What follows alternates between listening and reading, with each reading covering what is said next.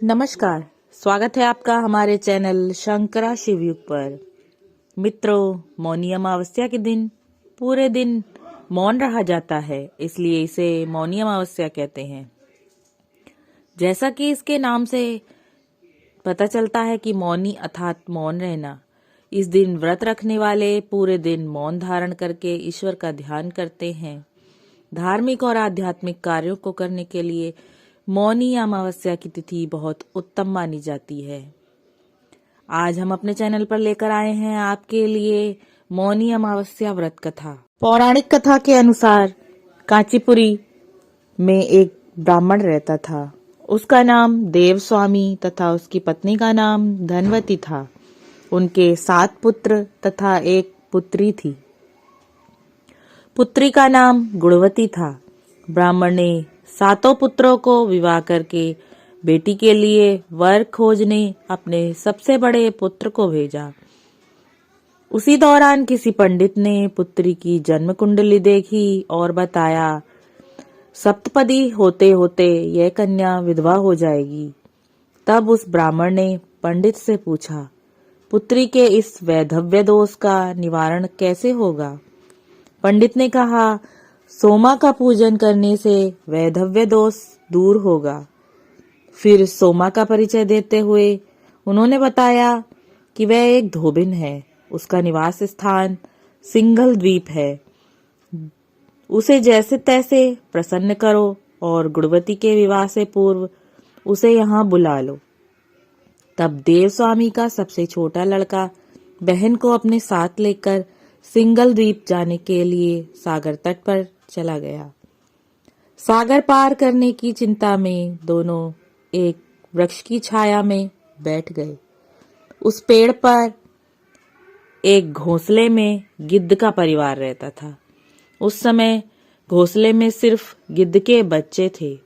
गिद्ध के बच्चे भाई बहन के क्रियाकलापों को देख रहे थे। सायकाल के समय उन बच्चों की माँ आई तो उन्होंने भोजन नहीं किया। वे अपनी माँ से बोले, नीचे 2 प्राणी सुबह से भूखे प्यासे बैठे हैं। जब तक वे कुछ नहीं खा लेते तब तक हम भी कुछ नहीं खाएंगे। तब दया और ममता के वशीभूत गिद्ध माता उनके पास आई और बोली, मैंने आपकी इच्छाओं को जान लिया है। इस वन में जो भी फल फूल कंद मूल मिलेगा मैं ले आती हूँ। आप भोजन कर लीजिए। मैं प्रातःकाल आपको सागर पार करा सिंघल द्वीप की सीमा के पास पहुंचा दूंगी। और वे दोनों भाई बहन माता की सहायता से सोमा के यहाँ जा पहुंचे। वे नित्य प्रातः उठकर सोमा का घर झाड़ू कर लीप देते थे। एक दिन सोमा ने अपनी बहुओं से पूछा, हमारे घर कौन बुहारता है, कौन लीपता पोतता है? सबने कहा, हमारे सिवाय और कौन बाहर से इस काम को करने आएगा? किंतु सोमा को उनकी बातों पर विश्वास नहीं हुआ।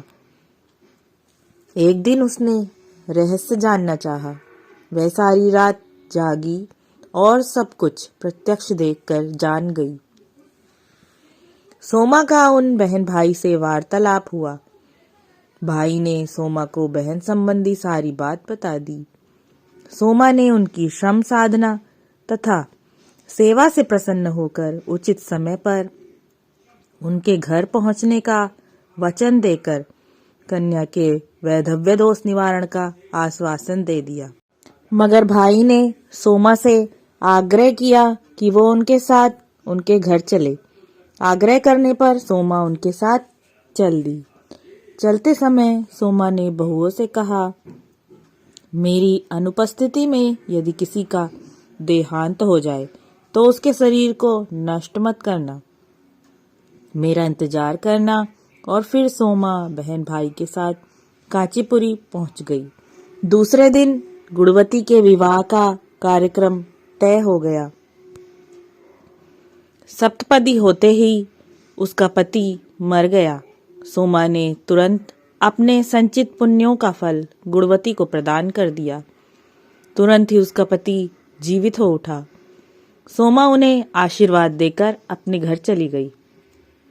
उधर गुणवती को पुण्यफल देने से सोमा के पुत्र जामाता तथा पति की मृत्यु हो गई। सोमा ने पुण्यफल संचित करने के लिए मार्ग में पीपल के वृक्ष की छाया में विष्णु जी का पूजन करके 108 परिक्रमाएं की। इसके पूर्ण होने पर उसके परिवार के मृतक जन जीवित हो उठे। निष्काम भाव से सेवा का फल मधुर होता है। इस व्रत का यही लक्ष्य